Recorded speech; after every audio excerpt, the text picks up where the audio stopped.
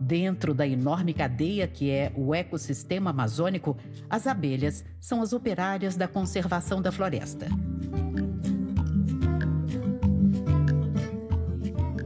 A flora amazônica se reproduz, multiplica e dá frutos por meio de um eficiente trabalho de polinização e fecundação feito pelas abelhas,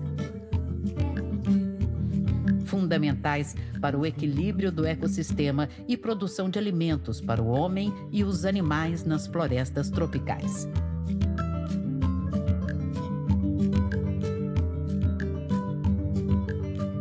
São cerca de 600 espécies de abelhas nativas, conhecidas como abelhas sem ferrão, que defendem de forma quase invisível a biodiversidade amazônica.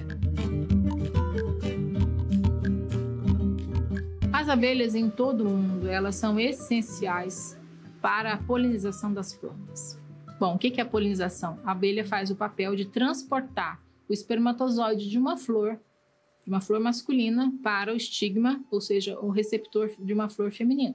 Então, elas são importantes para fazer esse papel, elas que ajudam as plantas a namorarem, digamos assim. E por ela fazer esse tipo de serviço, isso significa que as plantas, para se reproduzirem, em sua grande maioria, dependem das abelhas para fazer esse papel. Então, a questão das abelhas desaparecerem e isso provocar um colapso, inclusive na espécie humana, obviamente isso é real. A escala, a proporção, o tempo, a gente não pode medir isso, mas com os dados que nós temos hoje, eu digo nós, ciência, né, os cientistas de modo geral, da importância das abelhas na polinização, é certo que essa é uma cascata que vai acontecer, que pode acontecer, né?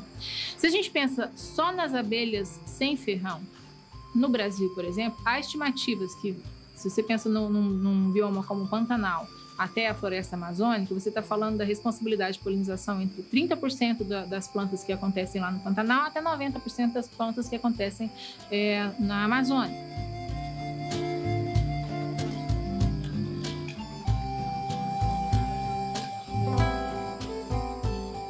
A gente estuda, né, as abelhas sem ferrão por serem nativas, obviamente essa é a principal condição, e porque o Brasil é o detentor do maior número de espécies de abelhas sem ferrão que existem no mundo.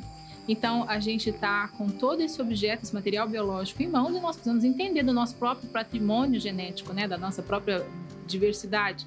Se fala muito na Amazônia e no Brasil como o país da biodiversidade e isso é exatamente representado pela diversidade de abelhas que se tem.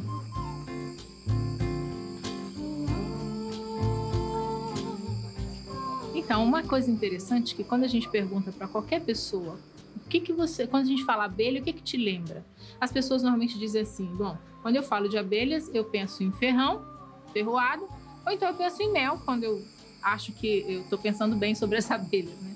E esse fato é muito mais relacionado com uma abelha que foi introduzida no Brasil, uma abelha que tem ferrão. O pessoal chama de abelha europa, abelha africanizada, etc. Mas muito poucas pessoas conhecem as abelhas nativas. As jataís, as urussus, as abelhas limão, enfim, vários outros tipos de abelhas, né? E aí a gente está interessado nessas abelhas porque dá de mais de 20 mil espécies de abelhas que nós temos hoje, conhecidas, reconhecidas pela academia no mundo, identificadas como espécies, né? A gente tem um grupo muito diferenciado, que são as abelhas sociais. As abelhas sociais são as abelhas que formam enxames, que vivem em colmeias, que produzem e armazenam mel. Dessas abelhas, a gente tem cerca de 600 espécies no mundo. E dentre essas espécies que formam essas famílias, a gente tem aproximadamente 510 abelhas, que são abelhas sem ferrão. Então, a maior quantidade das abelhas que formam enxames, que produzem e armazenam mel, que vivem em sociedade, são de abelhas sem ferrão. E a gente valoriza a abelha que não é nativa brasileira, que foi introduzida no Brasil e que, de fato, no mundo todo é a abelha que mais produz mel para abastecer o mercado, né, como produto aí de economicamente explorável.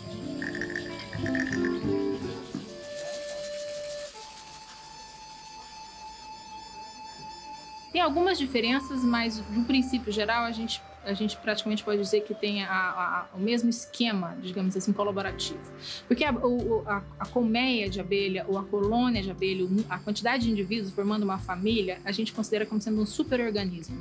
Não tem condições de você ter sucesso para criar uma abelha, por exemplo, se você tira uma abelha e tenta fazer com que ela sobreviva fora do enxame, porque ela é um indivíduo, ela é coletiva, é um organismo social. E especialmente essas abelhas que formam os enxames, a gente considera eusociais, ou seja, tem a sociedade perfeita. Significa que cada organismo tem a sua função dentro da colônia.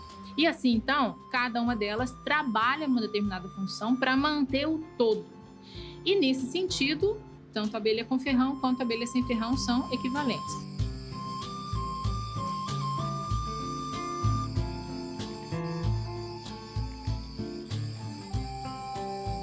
Agora, em relação à distribuição, né, das funções, nas abelhas a gente diz que existem os machos e as fêmeas.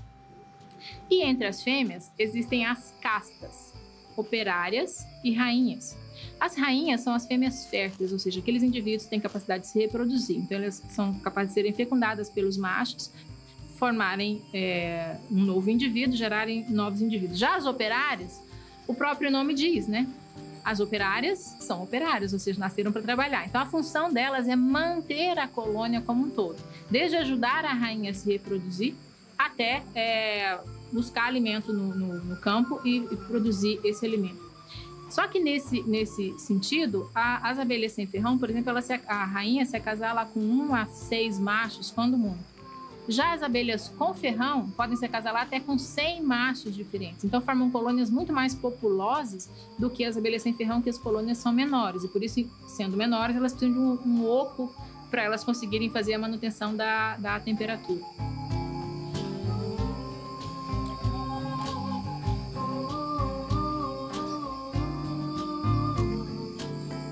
Que a gente vê abelhas de diferentes tamanhos em diferentes biomas, né?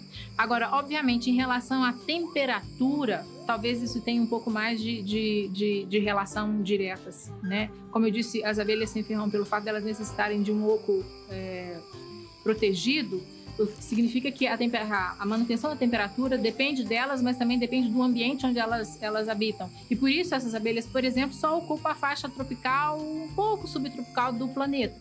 Já outras espécies de abelhas ocupam climas temperados, climas mais frios e assim por diante, né? Mas em relação ao bioma, pensando no Brasil, a gente tem tamanhos variados de abelhas em diferentes biomas brasileiros.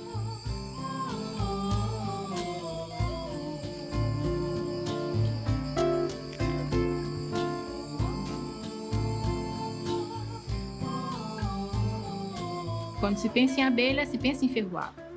Bom, e a gente chama essas abelhas de abelhas sem ferrão. Na verdade, elas possuem ferrão, só que é um ferrão atrofiado, é um ferrão não funcional, ou seja, por mais que ela queira tentar usar o ferrão como defesa, ela não tem, porque é uma estrutura que está definhada, que está não funcional. No entanto, isso não significa que elas não se defendem. Já começa do local onde elas habitam. Então, a entrada, normalmente elas ornamentam a entrada com própolis, com resina, né, de um modo geral, com barro. E você, visualmente, seja nós humanos ou algum inimigo das abelhas, dificilmente encontrarão a entrada, o ponto certo da abelha lá na floresta. Bom, isso é então o primeiro disfarce que elas fazem. Mas, geralmente, elas têm alguns comportamentos. Por exemplo, tem a jandaíra, uma abelha famosa, jandaíra, que a tendência dela é disparar um alarme, um cheiro para as irmãs dela, dizer estamos em perigo.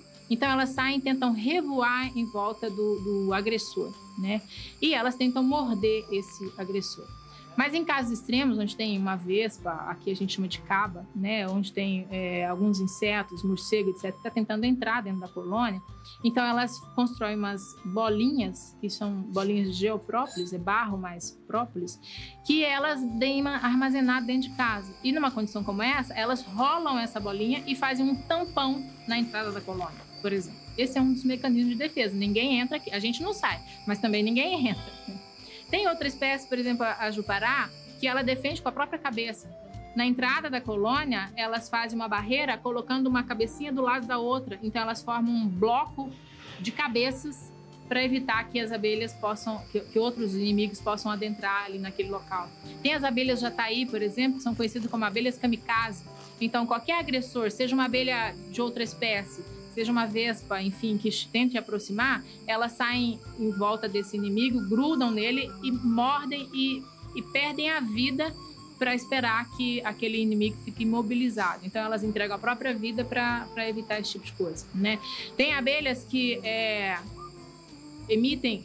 elas liberam substâncias cáusticas, chamada de cospe-fogo, porque é com as mandíbulas que ela libera uma substância cáustica que queima na pele do inimigo, né? É que nem algumas formigas que liberam esse tipo de substância. Enfim, tem uma diversidade de comportamentos que as abelhas podem apresentar na sua defesa, que não é o ferrão, mas que são eficientes tanto quanto.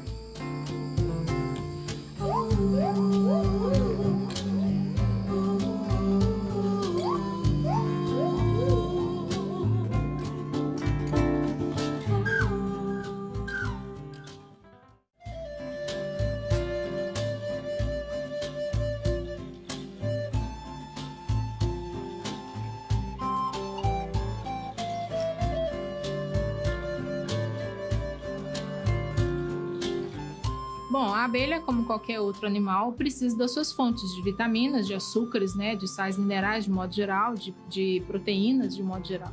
Então a abelha ela vai à flor em busca de dois recursos que a flor fornece para ela como alimento, que é o néctar, é a fonte de açúcar, de carboidrato, então a gente considera um alimento energético. Tem sais minerais, tem um pouco de vitamina e sempre tem um pouco de pólen no mel. Então tem um pouco de proteína também no mel, mas muito pouco comparativamente a segunda matéria-prima que a abelha vai na flor buscar, que é o pólen vegetal, o pólen da flor, né?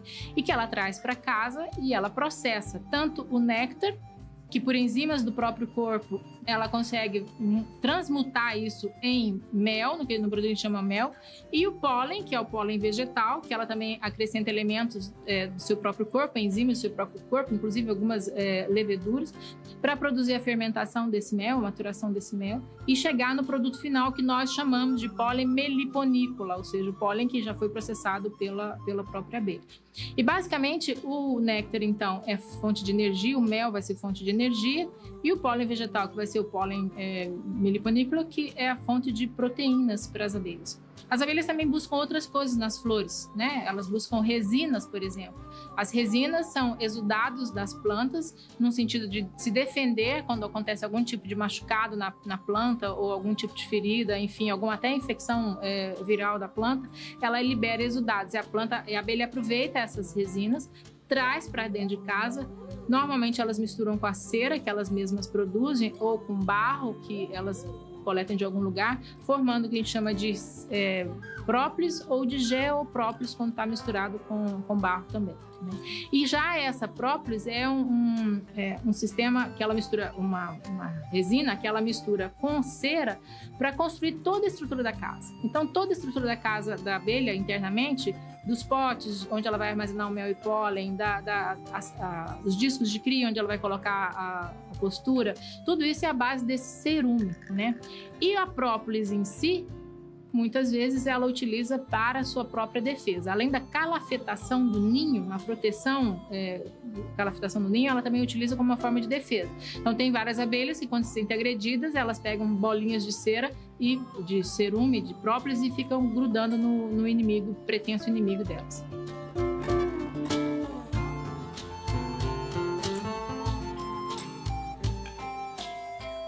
É interessante que aqui acha-se que tem 150 espécies, a gente está fazendo esse trabalho, né? Inclusive vai ter o guia, mas a gente tem visto o seguinte, no sistema de produção que a gente está elaborando aí, nós detectamos que apenas 2 espécies são criadas assim para produção, certo? Seria a Melipona seminigra, né? E no caso a Melipona interrupta, que é a Jupará e a Jandaíra da Amazônia.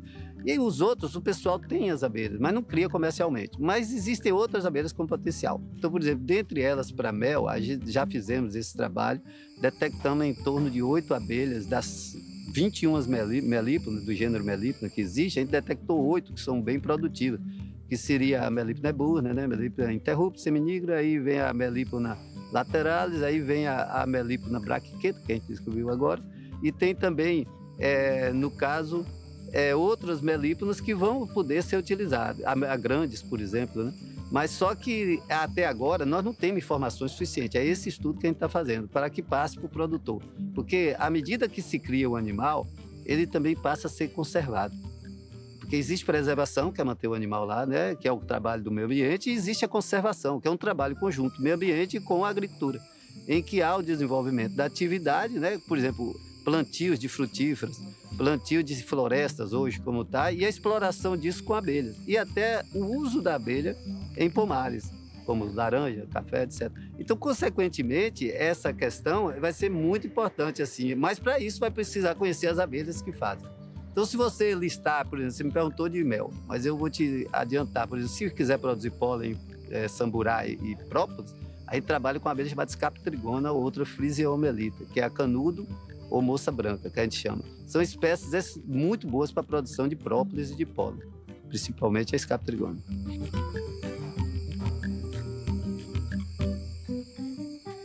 O mel, então se você consome o mel, ele tem um pouquinho de vitamina B. Aquilo vai ajudar muito a você fazer o quê? A abrir seu apetite para você comer mais. Se você come mais, fica mais alimentado, mais resistente, né? Então o mel tem esse efeito. Mas ele tem o efeito também emoliente, como chamaria, de você ter um problema de pele, né? Assim, queimadura. Às vezes, quando a gente leva uma ferroada da abelha com ferrão, né? A gente tem uma queimadura, um arranhão, você passando, ele tem cicatrização também. Porque existe, por exemplo, no caso do mel dos meliponíneos, ele é produzido e ele é envasado num pote em que é feito cera e própolis. A abelha com ferrão é só cera. Meliponina é cera e própolis. E a própolis é um medicamento indicado, inclusive, para cicatrização. Então, o mel tem os seus efeitos terapêuticos. Tanto que o pessoal sempre diz que os índios criavam a abelha, manejavam, mas que não corresponde à realidade. O que o índio fazia, como ele tinha muito no ambiente, ele não precisava criar. É claro, né? Então, ele explorava os produtos das abelhas.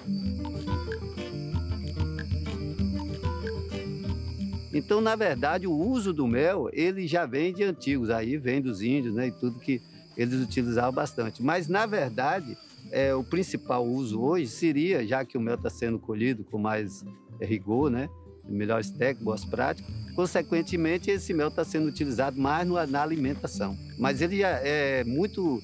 inclusive, o efeito bacteriostático e bacteriológico de alguns méis são bem pronunciados, como a iraia, nanotrigona, que seria um gênero, e a própria abelha apis também, que o pessoal tem verificado que há algumas bactérias, alguns vírus que são inibidos por esse produto.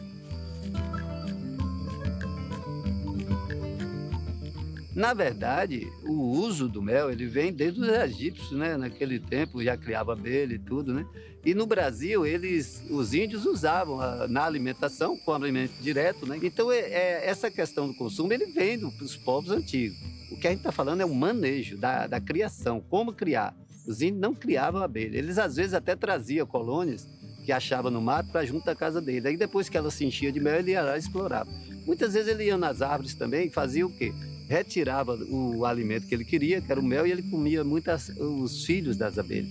Então, eles também utilizavam isso, que é proteína, né? Consequentemente, eles tiravam e fechavam e deixavam lá. Grande parte sobrevivia, porque naquele tempo não tinha muita flor, né? Já outros morriam. Então, eles não traziam e criavam, faziam manejo. Quem fez isso foi a partir do Rio Grande do Norte. Os caboclos do Rio Grande do Norte começaram a botaram em caixote. Os baianos pegaram e fizeram comer a baiana. E aí veio Portugal Araújo, um bocado de gente, né, que trabalhou em cima dessas colônias. Mas, na verdade, esse conhecimento de uso é dos povos antigos. De manejo já é há 200 anos para cá.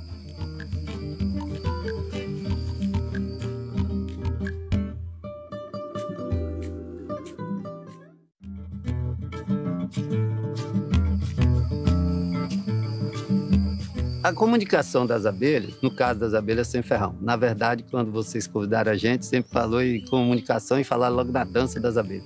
Só que nossas abelhas, elas não dançam, elas fazem outra bailada, né? Então a gente dança forró, dança, né, axé, etc., samba, mas no nosso caso a gente não tem relação com o sol. Então a primeira coisa que você tem que entender é que quando essas danças que foi feito pelo Fish lá, que detectou isso, ele fez e notou que a abelha com ferrão necessita do sol.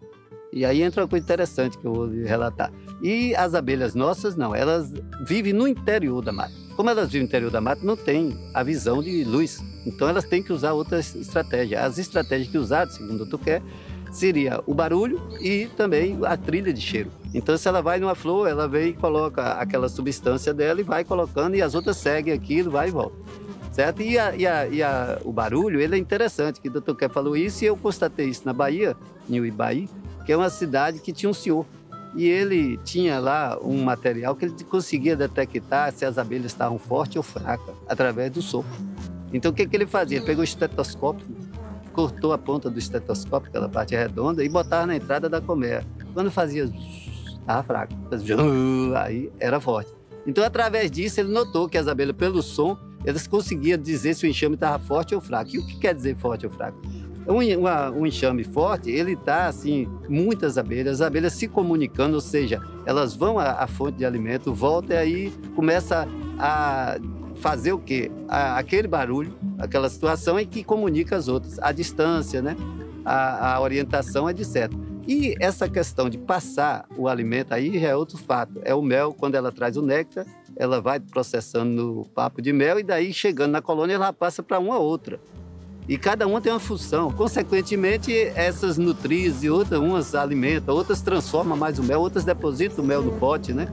E jogam as leveduras, etc. Então, esse fato aí é que faz com que haja comunicação. Então, a comunicação dela é nesse sentido. Lembrando que a abelha com ferrão não invadiu a Amazônia totalmente. Inclusive, hoje aqui se consome mais mel de abelha de ferrão do que com ferrão. Por quê? Por causa do fato da luz. Aqui tem umidade, não é tanto, o problema é luminosidade. Então, quando ela vai dentro da mata, você não acha nenhum enxame dentro de mata, você só acha nas cidades, etc. Por quê? Porque ela precisa da luz para se comunicar. E nossas abelhas não, dentro da mata é que você vai achar ela.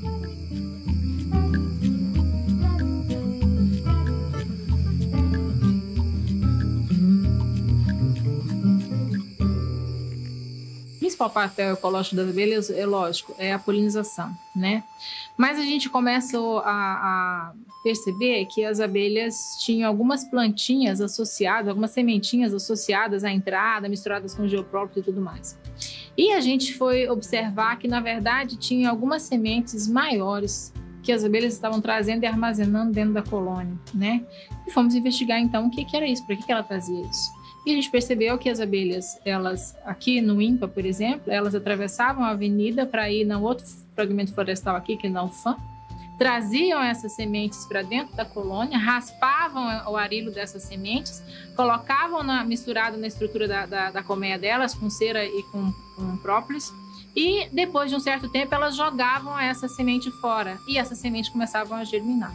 Então, a gente percebeu e determinou que isso, portanto, é uma dispersão de sementes. Além de fazer a polinização, que é o transporte do gameta masculino, algumas abelhas também conseguem fazer o que a gente chama de dispersão de sementes. Então, ela traz as sementes, ela manipula essa semente, parece que essa semente passa um certo tempo dentro da colônia, para que ela efetivamente possa sair da dormência e entrar na germinação, né? E aí as abelhas distribuem isso, como as abelhas nunca jogam lixo de fora da casa, na entrada da casa, na janela, como a gente faz, elas jogam a uma certa distância. Então, a gente percebia aquela sequência, né, aquela trilha de sementes que as abelhas deixavam e as sementes começavam a germinar. Então, aparentemente, há necessidade da abelha fazer esse procedimento com a semente para que a semente possa germinar. E é isso que a gente chama de dispersão de sementes.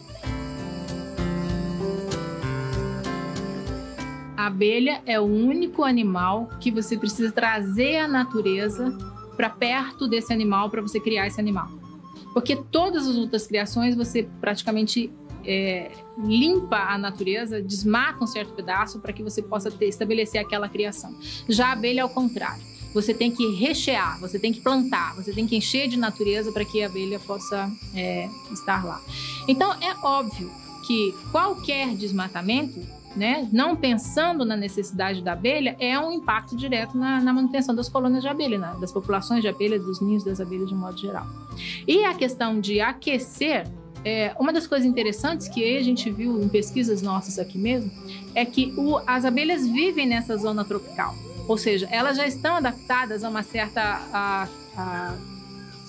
quantidade de calor disponível na natureza.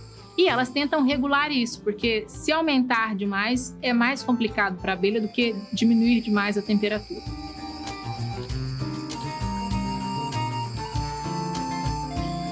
Mas acima de 35, 37 graus, essa estrutura da colônia, que é feita de cerume, ou seja, cera misturado com própolis, ela derrete, ela colapsa.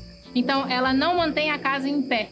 E isso, obviamente, colapsa a colônia de abelhas. Então, qualquer tipo de aquecimento é um desconforto térmico para a abelha, chegando a colapsar a própria colônia. Então, se a pessoa, por exemplo, quer criar as abelhas e ela coloca as caixinhas dela numa condição de temperatura extrema ou a pleno sol, não coloca uma cobertura ou, enfim, não deixa um pouco de reserva vegetal no entorno, as abelhas vão tender a colapsar porque elas não vão suportar aquela determinada temperatura, né? Então, é uma dependência. As abelhas precisam de um conforto térmico para elas se estabelecerem bem enquanto indivíduo biológico. Mas a estrutura da casa delas, que é extremamente mais sensível ao calor, colapsa ainda mais rápido.